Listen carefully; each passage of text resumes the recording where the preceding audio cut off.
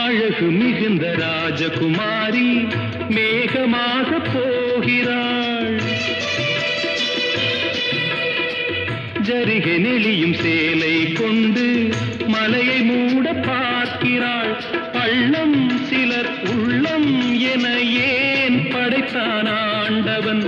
பட்டம் பெற தேடுகின்றேன், எங்கே அந்த நாயகன்? மலையின் காட்சி இறைவன் ஆட்சி.